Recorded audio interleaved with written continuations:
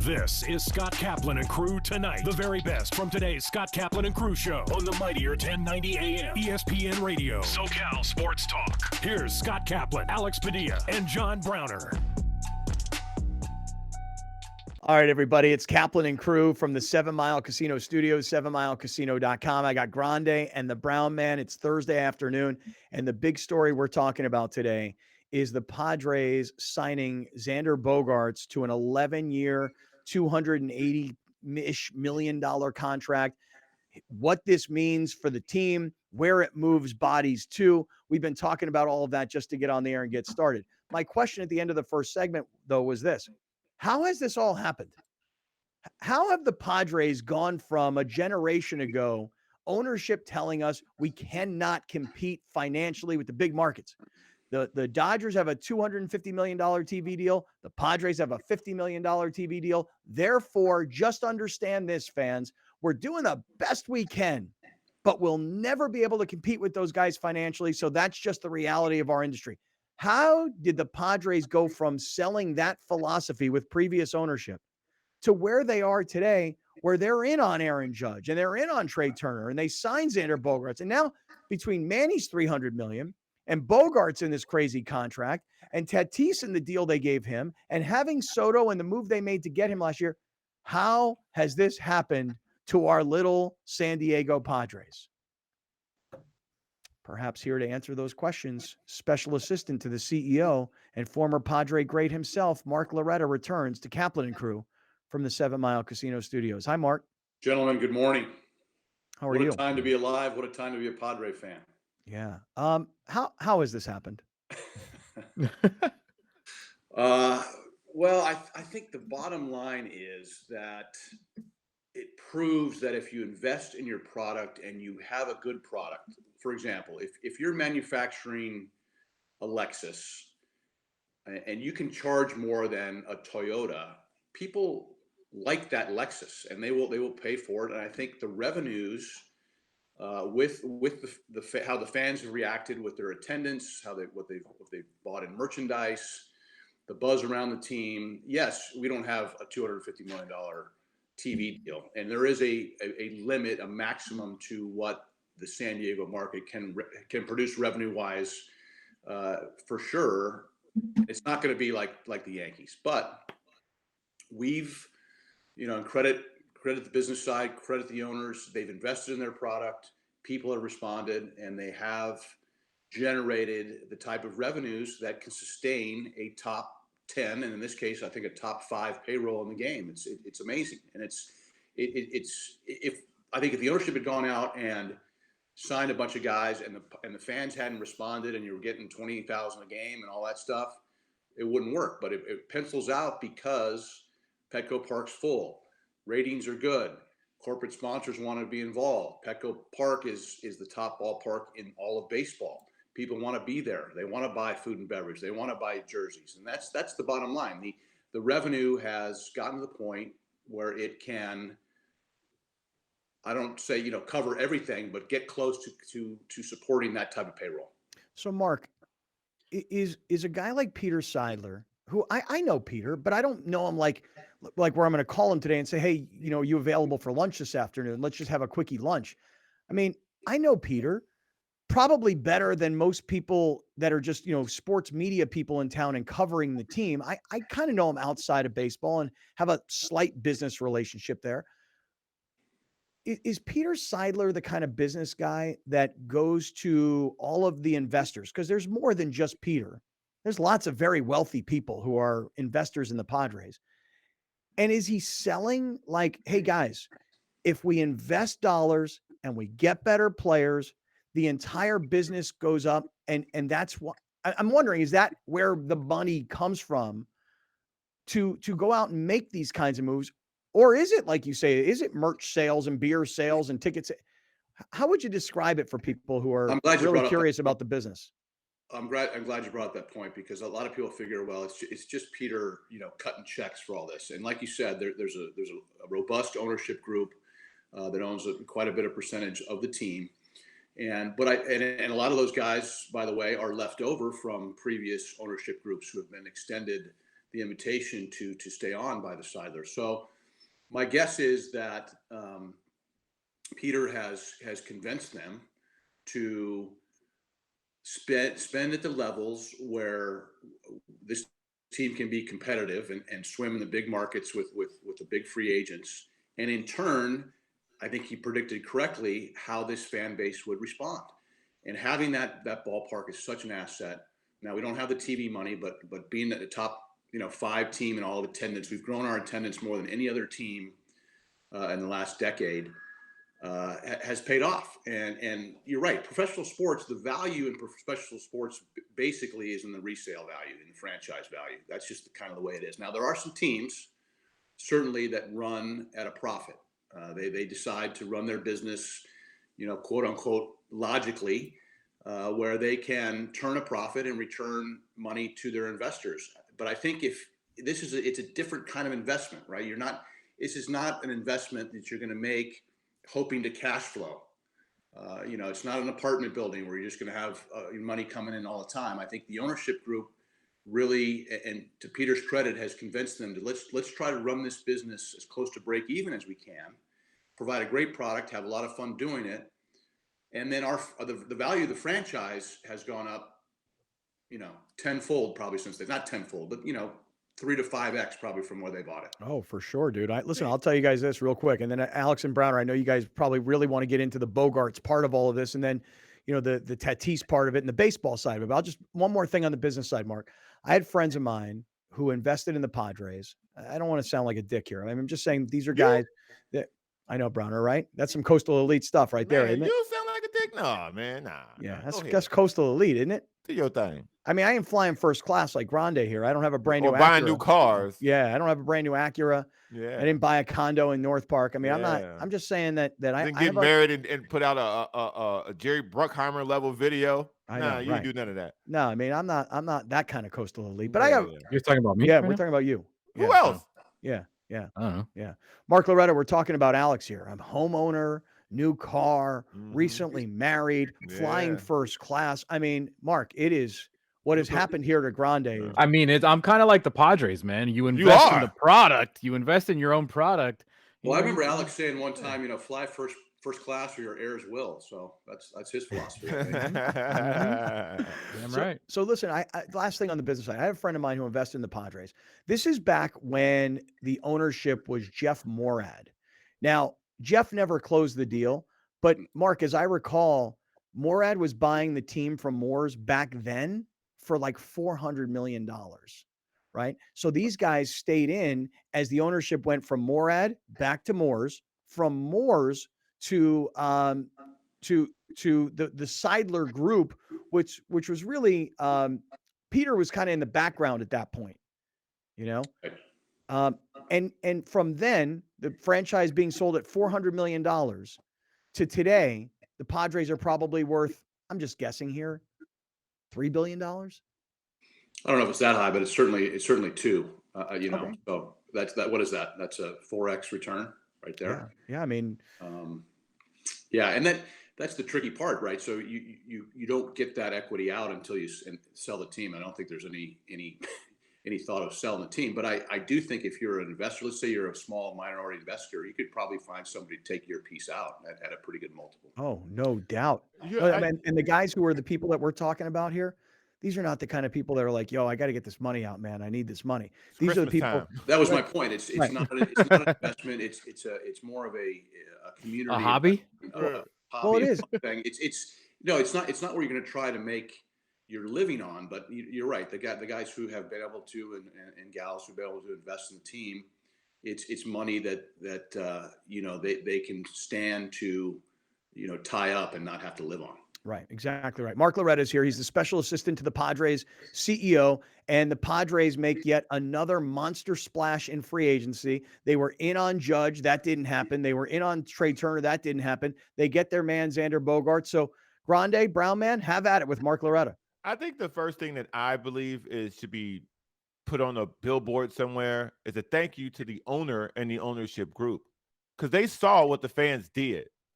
And people don't want to talk about this like this, but when they saw the Chargers leave and they saw this window, They jumped in that window and made the most of that opportunity. And that's why we're here today. The fans responded to them spending money and kept coming and kept coming and kept coming. And the idea that this is a small market just lets me know that people haven't figured out until then how to capitalize on San Diego County as a whole. I think they see San Diego County as a whole as one of the larger markets in America, because this is a big city. If you can get all the way to the edges of it and doing moves like this, you can get beyond the edges of it. And I think that's what they're doing. Yeah, I think it's a great point, and I would put the fans right next to the ownership group on that billboard, because you're right. If the fans don't invest in the team, and spend, it's more expensive to buy tickets. It's more expensive to buy beers. It's more expensive to buy the jerseys. But I think fans, for the most part, and there'll be some naysayers there, but for the most part, feel good about investing and spending that kind of money when the product is first class and a chance to be the best in class. And Peter Seidler's always talked about that. We want to be an organization that's best in class, and I think we're getting there quickly. All right, Mark Loretta. So let's get to the baseball stuff then, Mark. Obviously, you sign a guy that's a Gold Glove finalist at short. He's a 5-time Silver Slugger at short. When you have a guy in Tatis and Kim at short, what do you expect this lineup to look like defensively? My guess would be, and I haven't talked much to the baseball guys, but my guess would be the opening day infield would be, Machado, Bogaerts, Kim, and Cronenworth going, left to right would be my guess. Fernando's not available until later on in April. And then I think you think about it. I mean, we'll see how it's unfolding, how those guys are playing, what the health of the team is. A lot of times things crop up and make the decision for you. I could see Tatis going to the outfield, left field, maybe right field, maybe move Soto to left. I don't think AJ's done. He's never done, right? So I think they're looking for, kind of that DH, maybe outfield piece, another bat, and then probably another starting pitcher. I think once you go this far, they're all in, and that's obvious.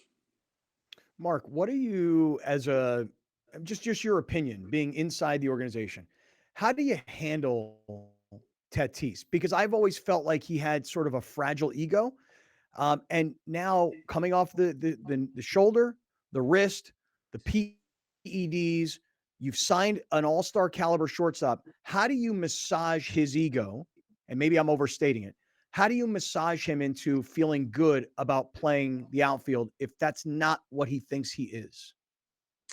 Good question. Yeah, that'll be up to Bob Melvin and the staff and AJ and everybody, really. I think Fernando's been humbled by what's gone on with the injuries and the PED suspension. So I think he'll approach it from a place of, I'm ready to do whatever the team needs me to do. I'm just kind of happy to be back. That's what we're kind of hoping for.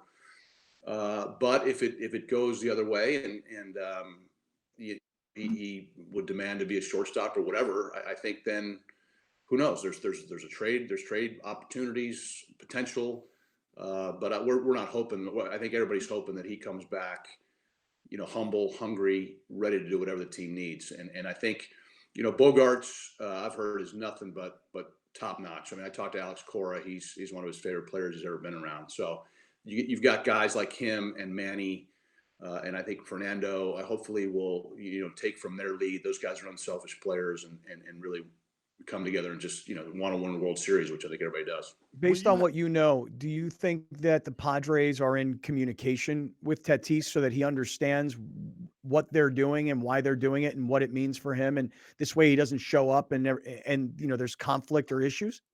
I'm sure. Yeah, absolutely. I mean, I know Fernando's been in San Diego a couple times this offseason. He's in constant communication with AJ.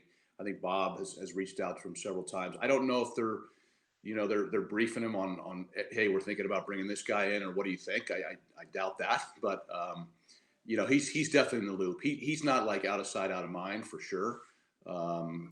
And I'm anxious to see how he reacts and what he looks like in spring training. I think it's going to be really interesting. So you've obviously had the luxury of moving teams. Moving teams isn't bad. That means somebody else wants you.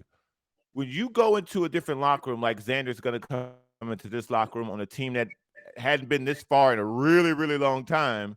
What do you think his perspective and his mindset's going to be coming into this team? Is he a guy just going to get on the bus and ride, or you think he's a guy who's going to come in and try to join the leadership group of this club?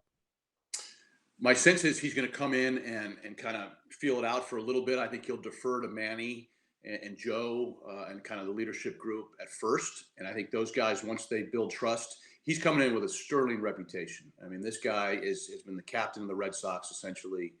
He's won a World Series there.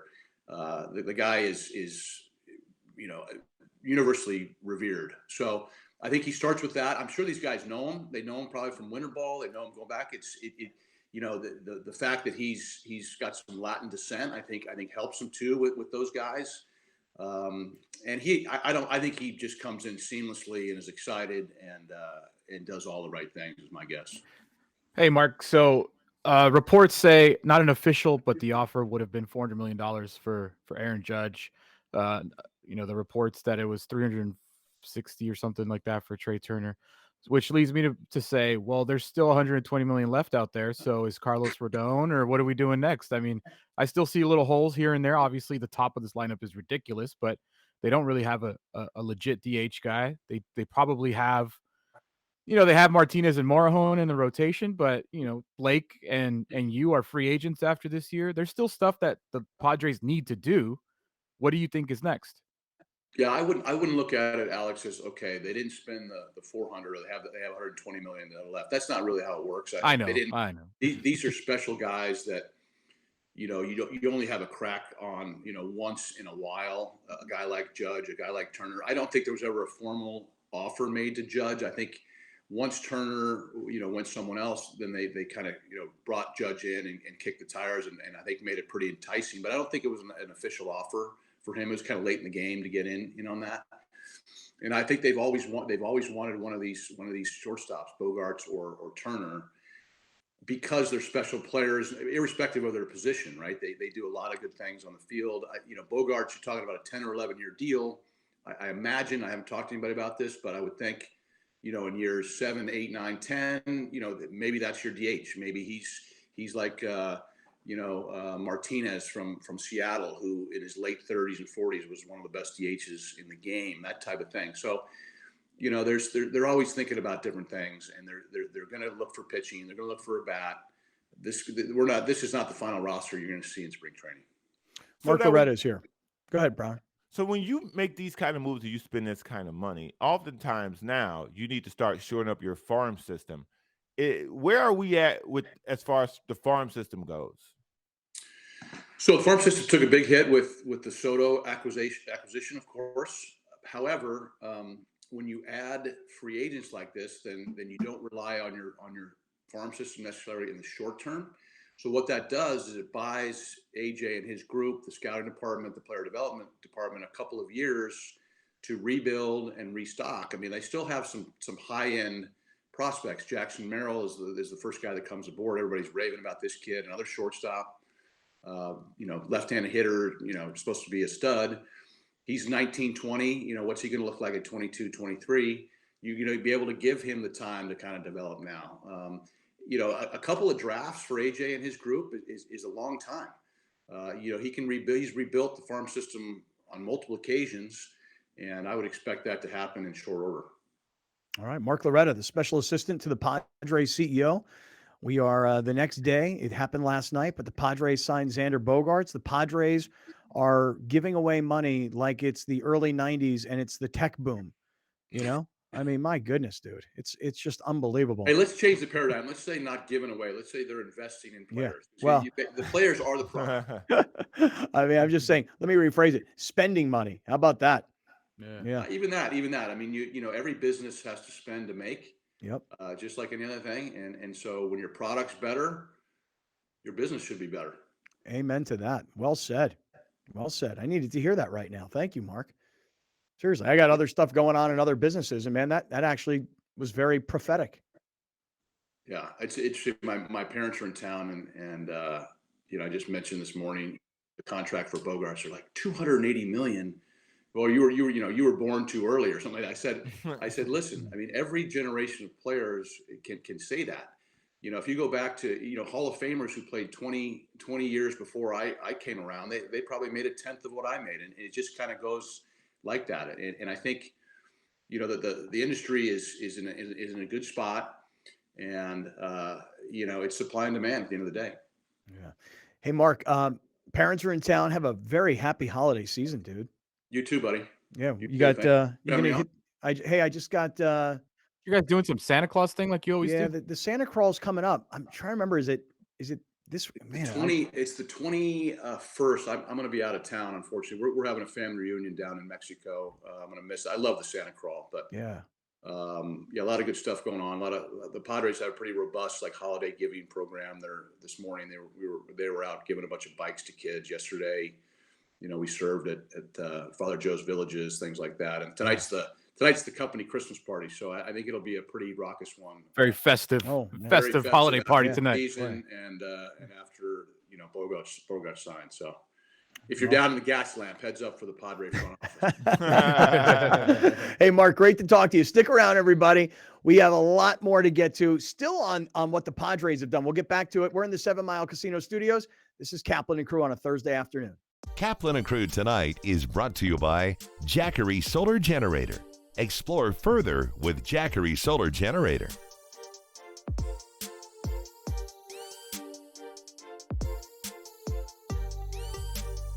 Dominating the SoCal radio airwaves for over 20 years. Join Scott Kaplan, Alex Padilla, and John Browner for Kaplan and Crew every Monday through Friday, 3 to 6 p.m. Only on the Mightier 1090 ESPN Radio, SoCal Sports Talk, and the Mightier1090.com.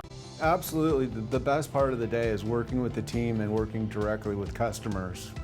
Just because it's fun and I enjoy collaborating. I enjoy watching the customers' reactions when the designers come up with their spaces. And we really take pride in the team effort and what we accomplish in the end. I can tell that the team we have, accountability is very important. They feel like the work that we do is not just a reflection of themselves, but a reflection of us. We've always been a design build company, but now we've taken design, not only architectural, but interior design to a completely different level. The philosophy of integrity here at Murray Lampert is always doing the right thing even when someone isn't looking. In turn, the homeowners get a really great product. We're truly a team at Murray Lampert Design, Build, Remodel, and we don't take that lightly.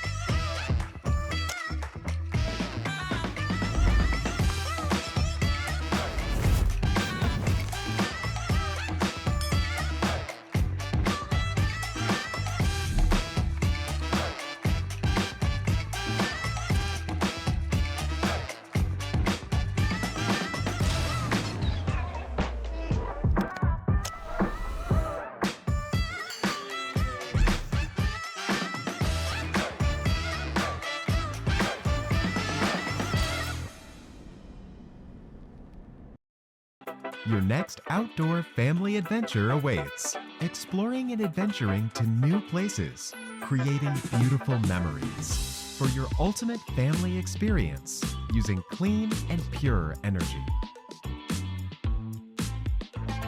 Endless charging for endless possibility, fueling all your outdoor needs. Our easy to set up solar panels offer clean and powerful energy. Pass-through charging means you can charge still fully enjoying your adventures. Experience your dreams with Jackery. Be free on your travels, enjoying delicious meals. Listen to the sounds of nature or a great film, peacefully and quietly. Making these small moments count. Jackery Solar Generator. Jackery. Kaplan and Crew Tonight is brought to you by Jackery Solar Generator. Explore further with Jackery Solar Generator.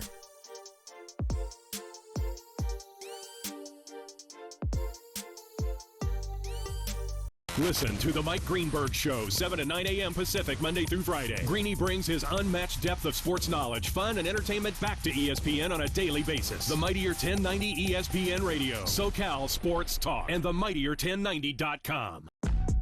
We'll be right back with more of Scott Kaplan and Crew Tonight. The very best from today's Scott Kaplan and Crew Show on the Mightier 1090 AM, ESPN Radio, SoCal Sports Talk.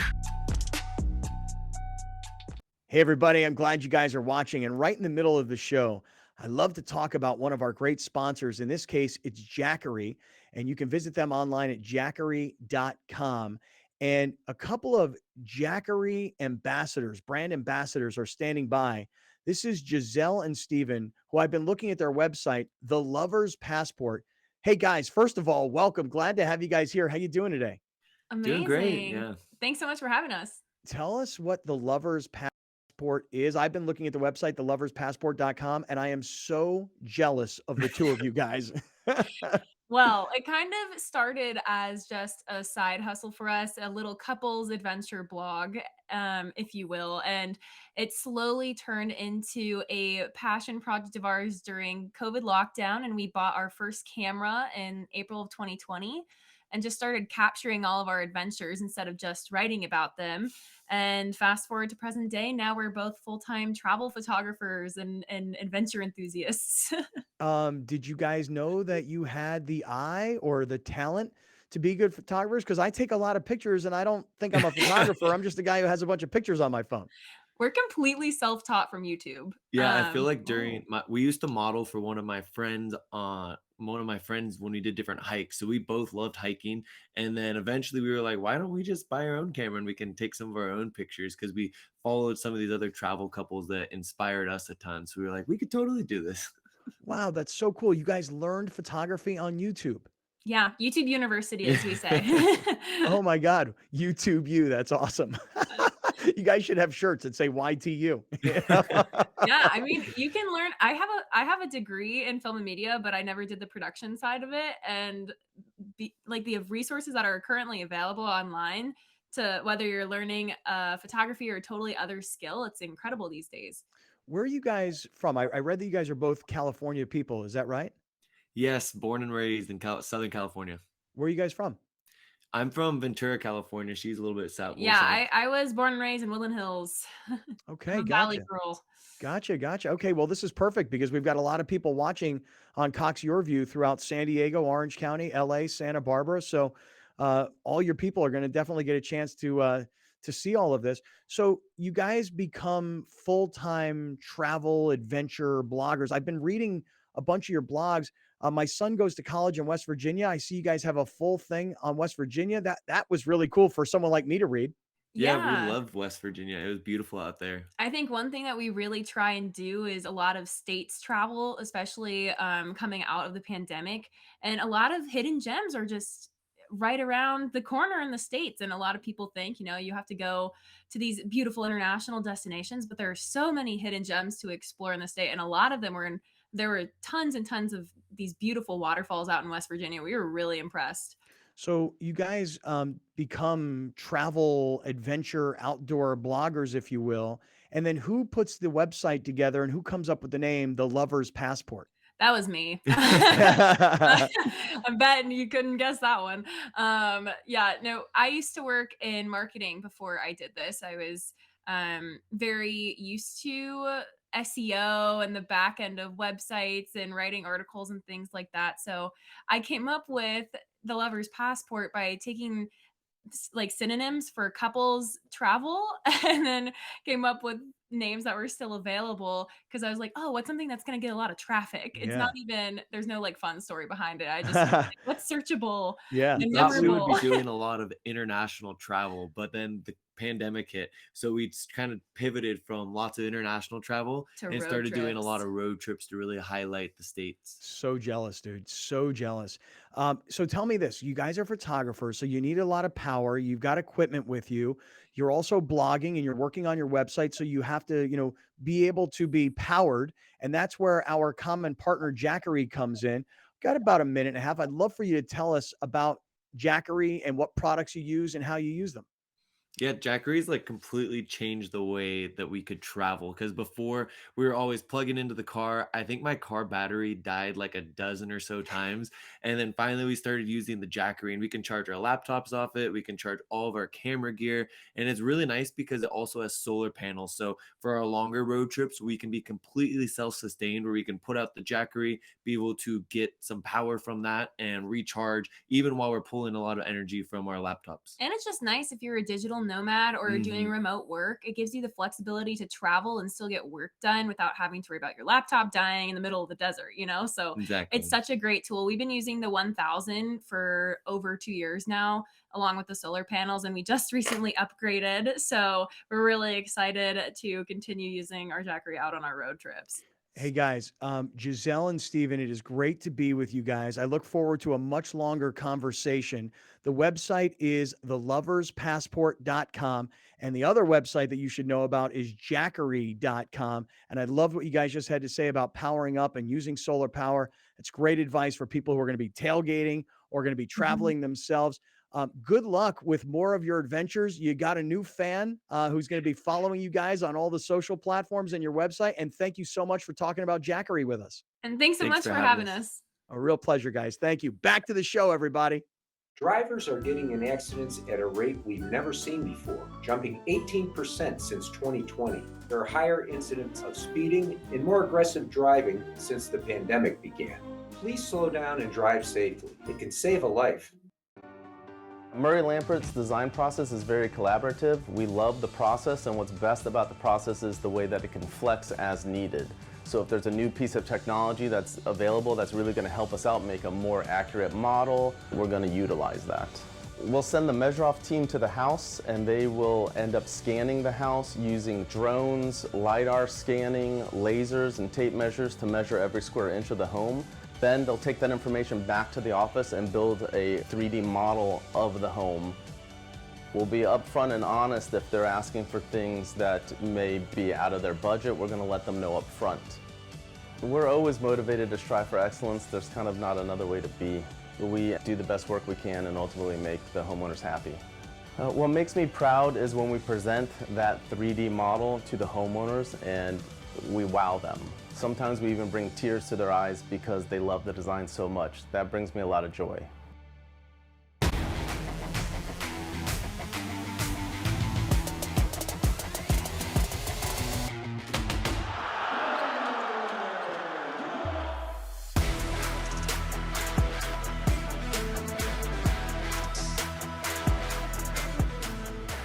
Watch the San Diego State Aztecs take on the Kennesaw State Owls.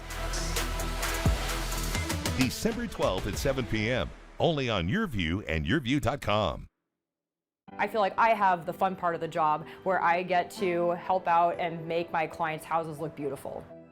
We start with looking at the floor plan, space planning, and then we look at countertops, tile, backsplashes, flooring, cabinets, everything like that. We have a lot of client meetings start in our conference room. Sometimes we have some clients that have already selected certain items that they want to incorporate into their project. We want to make sure they're happy with it because they're going to be living with it for a very long time.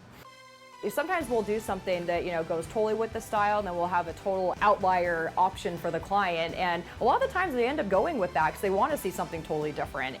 We want to make sure that we're focusing in on our clients. I really want to make sure at the end of the day the clients are happy, that I'm keeping up with my communication with them, and that we know that at the end of the day as well, and moving through the process of construction and everything, that we're going to have a successful project.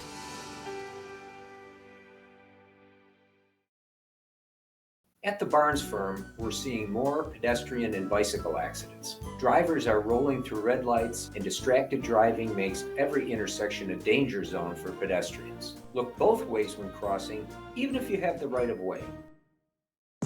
Welcome back This is Scott Kaplan and Crew Tonight. The very best from today's Scott Kaplan and Crew show on the mightier 1090 AM ESPN Radio. SoCal Sports Talk. Here's Scott Kaplan, John Browner, and Alex Padilla.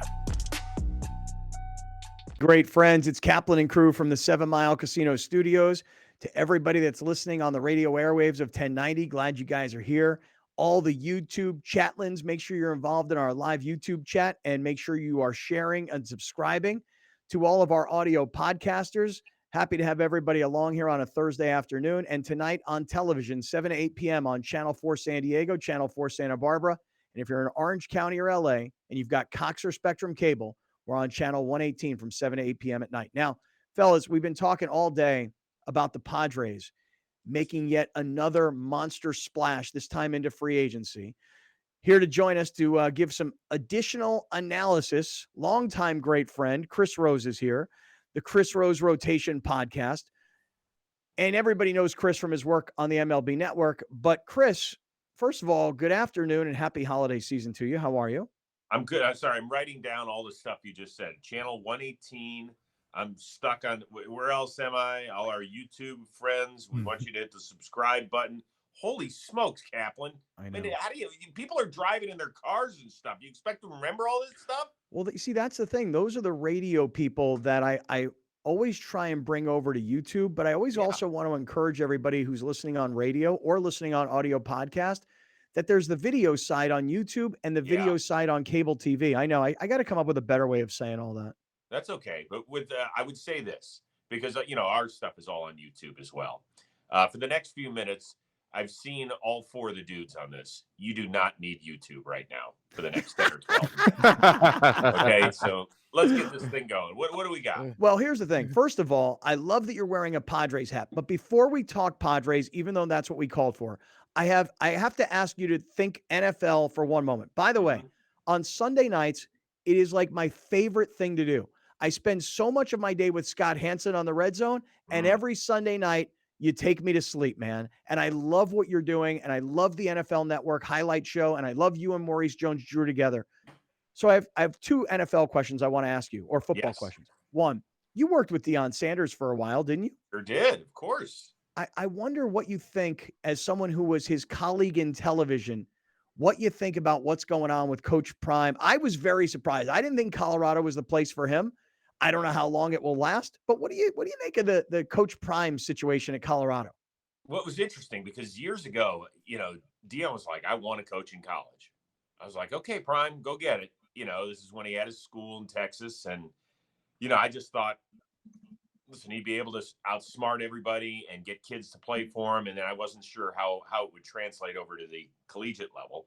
And then at Jackson State, he was kicking everybody's ass. And now he's stepping it up a level. And I get it. You're taking over a program that I think I read has had one winning season the last 2 decades or something ridiculous like that. And last year they went 1-10 or 1-11 or whatever. Here's the thing. There's only one Deion Sanders walking the planet. There are some athletes where you're like, yeah, that guy was great. And then there are a few where you're like, he's one of one. Like that, unfortunately, has become somewhat sports cliche. That is not the deal with it. He is one of one, and that's it. And there are guys who are going to decommit from other places. There are guys who are going to hop in the portal just because he's there. And I think as long as he gets the right people around him to help him out on game day, he's going to be good to go. And once UCLA and USC leave that conference, it feels like outside of Oregon and Utah that it's very much there for the taking. Chris Rose is here, and I think I just wonder how long Deion Sanders is at Colorado. Like if his kid goes there and plays a year or maybe 2, does he get done after 2 years and go, okay, now the Florida State opportunity is available? Or possible. Now, it's possible. I mean, we saw that with Mel Tucker, who's now the Michigan State head coach. Deion wouldn't be the first guy to have, to pull that off. And I don't think he should get criticized for it either. I mean, this is a mobile world that we live in. So, yeah, I mean, if it would suck if he went into some kid's house and said, yeah, I'll be there for 4 to 6 years. Don't worry. And then he leaves after 2. But once again, unfortunately, that's kind of that business. And by the way, if you're going to ask me for insight, I would ask my 17-year-old son, who's the one who keeps in contact with him more than I do. No way. Oh yeah. He and Dion became fast friends. I brought Brady up on a trip to San Francisco a couple of years ago. NFL Network was doing the Niners-Rams game up there, and so I was like, Brady, come with me. Let's do it. And he and Dion hit it off, and so they're the ones that stay in touch. That's so cool. Chris Rose is here. It's Kaplan and Crew from the 7 Mile Casino Studios. One other football question for the NFL Network, Chris Rose, and then we're going to turn into baseball, Chris Rose, and we're going to talk about the Padres because I know Browner and Grande are chomping at it. One last thing. You're a Cleveland Browns fan. I'm just curious, the movement. You ready? Comment on this. Deshaun Watson back with the Browns. Baker Mayfield now in L.A. with the Rams. And Odell Beckham, another former Browns player, all the talk about what happened with him and his visit to Dallas. Just give me a little love triangle here, Chris Rose. Well, they're such separate things because when you're talking about the Watson, it's not football. I mean, the issue is how you compartmentalize as a fan rooting for somebody that you don't 100% believe in, and that's tough. It's really, really disheartening. It's challenging. It's difficult. And some people will say, well, why don't you just go pick a new team? Well, this has been part of my DNA for 5 decades. Some of my favorite lifetime memories are because of this team and what it meant to my family. So for those people who are like, well, just pick up and leave. No, it's not that simple. And so having to deal with that was challenging last week in trying to figure out how to root for a guy that we know what's gone on or what has alleged to have transpired. The football part, he was horrible, right? He was. I thought maybe Terry Francona was going to hire him to be a piece out of the bullpen because he was throwing split finger fastballs into the dirt.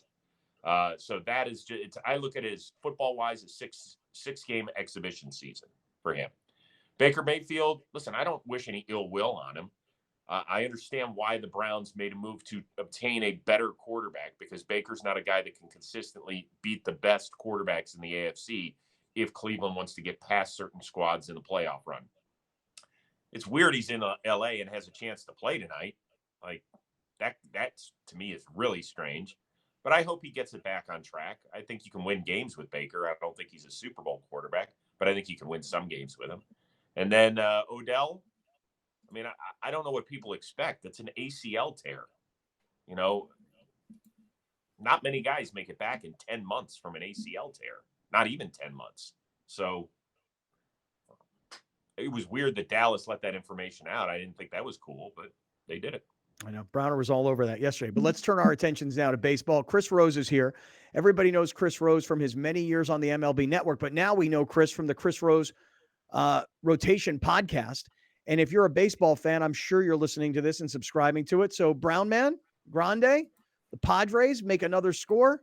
Chris Rose is in the house. Would love to get what he thinks. Go ahead, Alex. I mean, just a general basic question for those of us that haven't had the privilege of watching Xander Bogaerts for 10 years. Just an overall, what did the Padres get?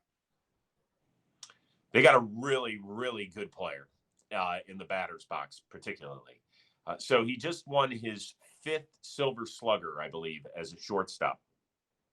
There are only 4 other guys that have that many, I believe. And it's Barry Larkin, Cal Ripken Jr., A-Rod, and Jeter. So when you're talking about being put in that sort of company, that's kind of says it all. He is a great dude. I remember covering him in the 2013 World Series when he was just a pup. He was 20 years old, and he was so mature even at that point. And, you know, he handled everything that came his way in Boston. I think the fact that, you know, it was one thing for them to trade Mookie because it felt like maybe there was never going to be an agreement there. But for them to lose Xander, and I think that the Red Sox, I think they just screwed the pooch on this one. They had a chance to lock him up probably last spring for well less than $280 million. I get it why the Red Sox didn't match that. That's a really big number for over 11 years. But man, they probably could have gotten him for 200, 210. And they let one of the guys who has been a pillar in that clubhouse and in that community for a decade go. So you're getting a dude that can really, really play. I think he's the fourth best shortstop on the team defensively, but that's okay. You'll deal with that, and if moves have to be made at some point, then they'll be made. Did you just say you think that? There you go. Go ahead, Browner, because this is news to me. So again, we don't watch a lot of Boston Red Sox baseball, but the idea of bringing him in has been circulated in this part of the country, meaning that Fernando Tatis Jr. is out at shortstop. I don't necessarily believe that. I think that they got the best player available because he's an amazing baseball player, and the better players you get, the better your team will be. Right? Well, I mean, Tatis is going to end up in a corner spot. I don't think there's any question about it. The best defensive shortstop on the team right now is Kim, and he'll probably move to second. The second best shortstop on the team is Manny Machado, and he's going to play third. The third best shortstop defensively on the team is probably Fernando Tatis Jr., and he'll probably end up playing right. And then here's the good news for you if you're a Padres fan. It's not like Xander Bogaerts stinks at shortstop. Right. Last year, actually, metrically, he had arguably his best season. So the metrics loved him last year defensively. And if he repeats that, then all will be well. There won't be an issue here. Now, listen, the dude can mash. He's got a career OPS over 800. He's got a batting average that is just a few points shy of 300 in his career. He's not a 30 home run guy. That's not what he is. If he hits between 15 and 20, that's fine, but he gives great at bats, and he is a solid stick. So you're in good shape. Now, I don't know what this means for the future. I'm sure they expect Machado to opt out next year. Then you start the discussions. Would they have been better off maybe putting $100 million on the table for a starting pitcher this year and then trying to re-up Machado for another 9 years and $260 million instead of giving 11 years and $280 to Bogaerts? I'll listen to that discussion next year. But for 2023, I like the squad. I also think that this is a better signing for the Padres as well because Power, for whatever reason, whoever it is, it just doesn't translate here.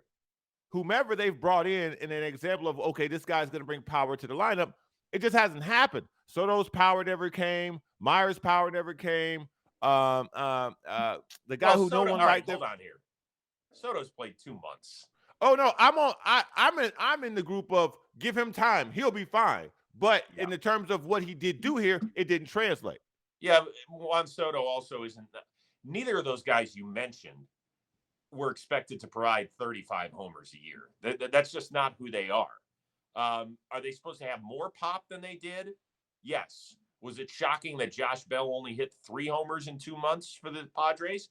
Yes. So there is some validity to that, right? We know that the ball doesn't carry there at night, and we get all that. And that's why Bogaerts probably fits. I mean, he's going to be a great gap-to-gap guy.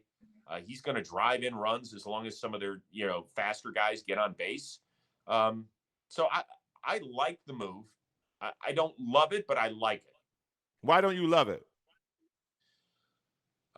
Because, like I said, I'm worried what it means for the team next year financially. I think that they still have, in my opinion, they still have holes to fill, right? I feel solid about their top 3 guys in the rotation right now in Darvish, Musgrove, and Snell. But Darvish is in his walk year. Hader's in his walk year. I mean, I don't think every year you can pay top dollar to the guys out there. I mean, maybe you can, but I just don't think that's feasible. And the fact that they gave up their top 2 prospects in the deal for Soto, if he ends up walking in 2 years, I mean, let's remember, he turned down $440 million reportedly. Let me repeat that. Yep. He turned down $440 million. And people were like, yeah, of course he did. So we know it's going to be more than 440 to keep him around San Diego. Wow. Chris Rose is here. Chris Rose and the Chris Rose Rotation podcast. If you're a baseball fan, I'm sure you've already subscribed to it. And if you haven't, for whatever reason, you should. Yeah, today, Chris Rose is rocking his Padres hat, which we all like to see around here. But Alex, I feel like Chris is he's kind of singing the same song that you are, that it's great to be involved in all of these big, high-priced free agent stories.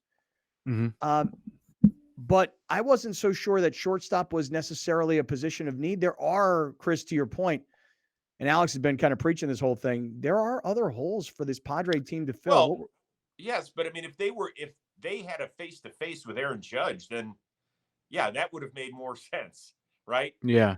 The premier power hitter over the last 10 years in the sport. And so I don't mind it. I mean, seriously, go call into the shows in Boston today. See how they're feeling about it. Go call into San Francisco. See how they're doing right now. At least we could sit here and I think nitpick over this move. But there's not one person who is like, God, Xander Bogaerts, he sucks. Nobody will say that. I guess my biggest thing was I thought they clearly needed a first baseman, obviously. They needed a power outfielder and someone to play left. So although I agree. You just got a power outfielder because you're moving Tatis out there. That's exactly what I was going to say. If you want to be the positive person about this is, well, you did just fill both those needs by moving Cronenworth to first, Soto somewhere, and Tatis somewhere in the outfield, and now you got everything that you wanted. So would it have been better if you guys could have signed Abreu and Judge? Yes, but that didn't happen. Yeah. So the nice thing is that the Padres, we could never have had this discussion about the Padres a decade ago. Ever. Right. It was not even close to being on the radar. So the fact that we're going, man, I'm not sure I would have paid $280 million to Xander Bogaerts. And he's not even the highest paid player on the team. Mm-hmm. Look at the number of 9-figure contracts you guys are doling out. It's like it's going like y'all are going to the electric chair and we got to spend the money. You know, we got can't take it with you. We got 340 in right field. We got 300 at third base. We've got 100 on the mound in Musgrove, and now we got 280 at shortstop. I mean, how many teams can say that? It's the San Diego Padres in the 27th biggest media market in baseball. That's 27 out of 30. That's not 27 out of 310. It's 27 what's really weird? 30. You know what's really weird, Chris? So far, the Dodgers have lost their guys, except Kershaw. They lost Turner.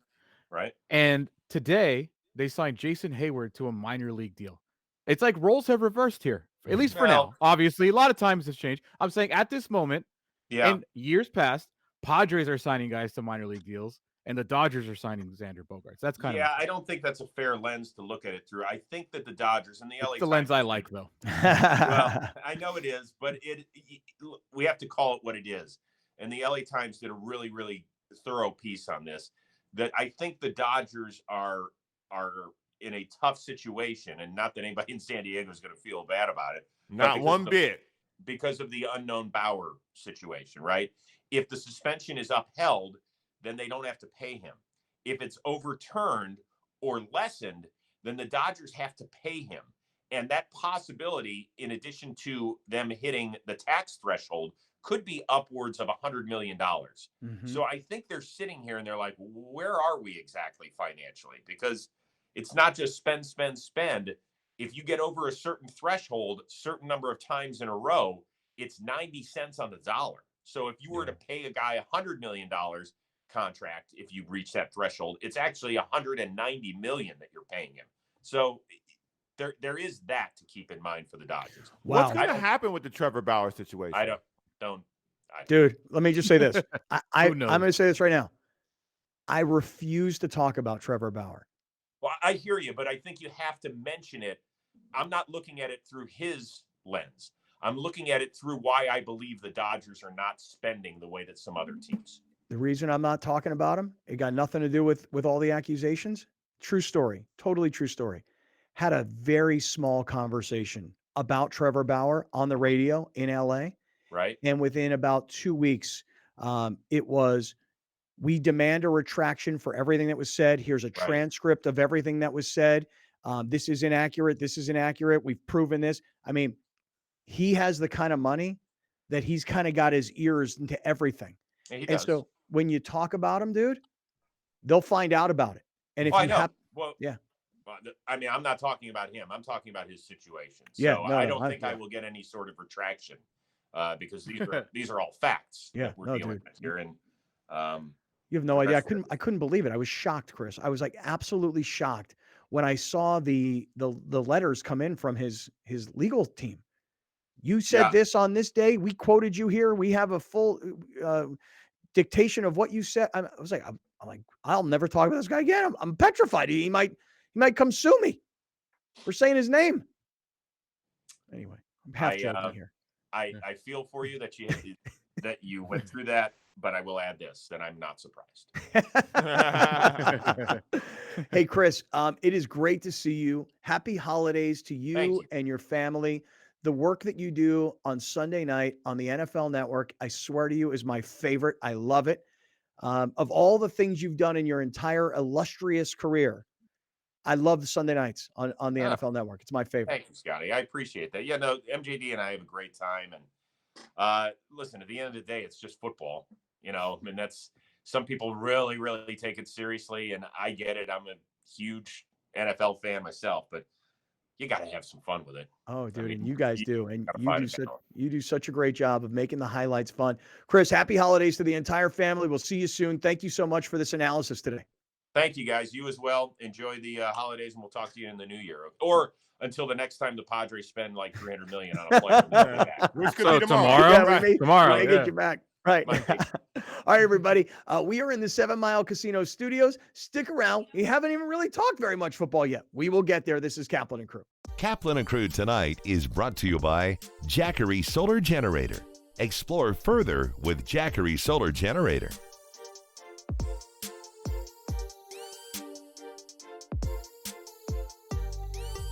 Locally owned and operated, not some bland, uninspired, corporate, cookie-cutter radio station crap. We simply say to those stations, Q. The mightier 1090 ESPN Radio, SoCal Sports Talk. Many are adding companion units or ADUs to bring more value to their homes. Our experience, plus our strong relationship with the city, makes adding on easier for our homeowners. We listen to you first, then design and build. Visit murraylampert.com for your consultation. Joining me now is Paco Franco, Medicare Benefits Consultant with Clever Care. Thank you so much for joining us, Paco. Thank you so much, Erica. I really appreciate it. First off, we hear that Clever Care is a health plan customized for growing diverse populations. Can you tell us more about that? Yeah, absolutely. One of the most distinct differences of Clever Care is that we combine the principles of Eastern and Western medicine to our approach of healthcare. You know, we believe in the complete well-being of our members and believe that wellness should be affordable. Anybody who's eligible for Medicare can join Clever Care Medicare Advantage HMO plan. We also have another enrollment period coming up called the annual enrollment period. This is the most popular one, which takes place from October 15th to December 7th.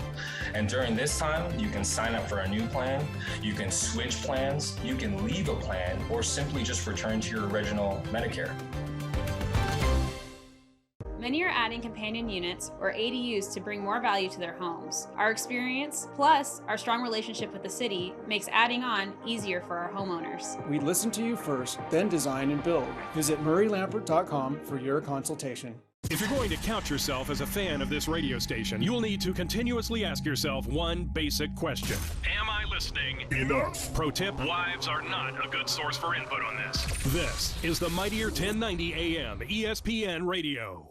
Kaplan and Crew tonight is brought to you by Jackery Solar Generator. Explore further with Jackery Solar Generator.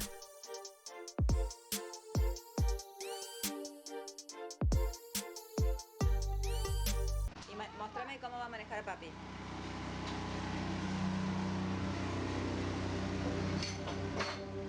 ¿A dónde vas a ir?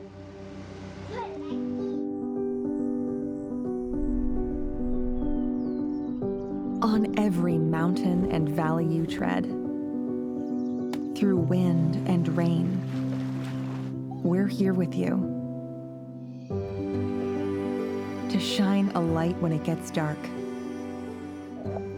and to forge a path where it gets tough. Let Jackery Solar power all your hopes and dreams. Take you where you want to go. To the goals you chase, to the ones you love. Explore further with Jackery Solar. Jackery, 10 years on. Many are adding companion units or ADUs to bring more value to their homes. Our experience, plus our strong relationship with the city, makes adding on easier for our homeowners. We listen to you first, then design and build. Visit murraylampert.com for your consultation. Drivers are getting in accidents at a rate we've never seen before, jumping 18% since 2020. There are higher incidents of speeding and more aggressive driving since the pandemic began. Please slow down and drive safely. It can save a life. Thank you for joining us. Catch Scott Kaplan and crew tonight from 7 to 8 p.m. Pacific every Monday through Friday. The very best from today's Scott Kaplan and crew show on the mightier 1090 AM ESPN Radio, SoCal Sports Talk.